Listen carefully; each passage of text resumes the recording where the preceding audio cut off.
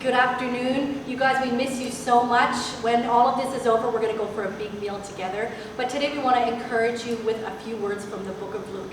And first of all, I want to ask you today, what is your thought life like? You know, sometimes when we're going through things like this, we can sense a feeling of loss. You know, a loss of our finances, of course, a loss of momentum from our year. We had a lot of plans that we were going to do throughout the year, a loss of mobilization, a loss of motivation, but also a loss of like a sense of community, a sense of family as we're locked down in our rooms. You know, but I just want to encourage you today that God is the God of restoration. And in Luke 15, we can see that it's a story of the parable of the lost son. And we won't read it all, but basically it's about a father having two sons. And the younger son basically telling to the father that basically that I want my inheritance so that I can go basically live my own life. And in verse 14, it said here, after he had spent everything, right? After basically he spent his life living his life and he spent all of his inheritance, something happened. And the scripture said there was a severe famine in the whole country.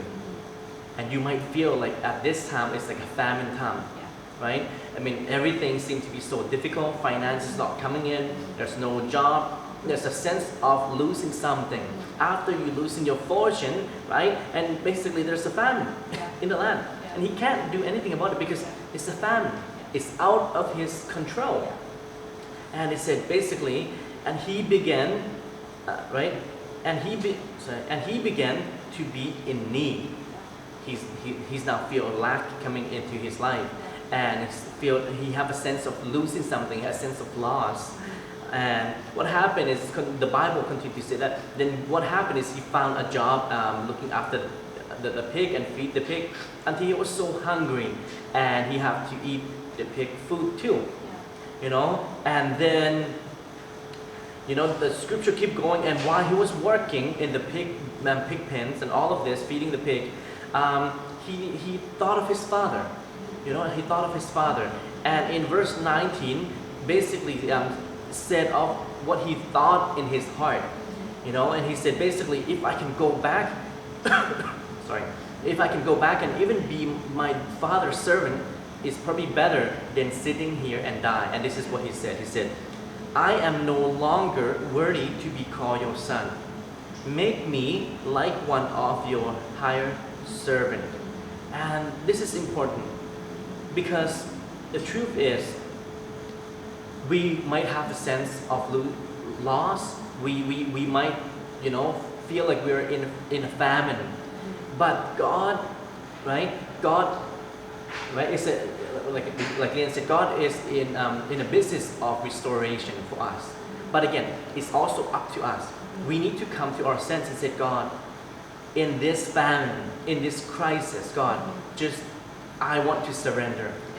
God, make me, right? In verse 19 it said, make me your servant. Make me to be whatever you want to make me, right? I'm just an empty clay, right? I'm just a clay. God, just mold me however you want me to be. Because in this famine, I have nothing, God.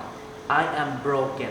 I have nothing left. And if you have a sense of loss, you need to come to a point and say, God, I'm just going to choose to surrender to you.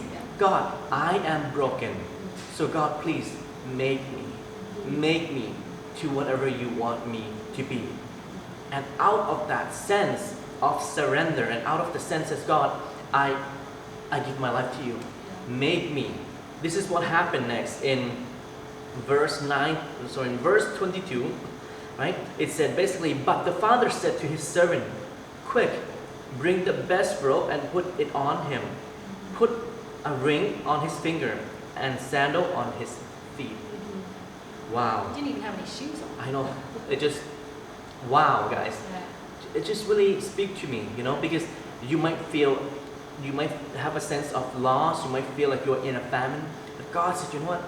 I will restore you if you just have your heart aligned, right? Just have a heart aligned and be willing for me to make you. And this is what the Father did. He restored him to be sonship again.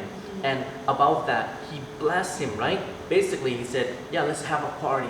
And then also put a robe and put a ring and then put a sandal on his feet. He restored him back to the original identity that he had before. And that's the key, guys. In this situation, we just need to have an attitude of surrender, an attitude of say, God, I just need you. I surrender everything I have. I surrender even who I am so that you can make me, right? I have enough of my own way, but God, I wanted to do it your way. Yeah. And I just really want to encourage you with that because this scripture really spoke to me too, you know, that God is in the business of restoration. Yes. And I really want to encourage you guys to continue to stay engaged with what we are doing in our church also. This Sunday we are having, we're going to have a wonderful message for you. And it's a continuation of restoration. And I just really want you guys to follow us on that because the word is really powerful. And I believe that it can change your life, change your circumstance. So we just want to bless you and keep engaged, keep in touch, and yeah, keep growing. Yes. Okay, we love you guys. May God bless you.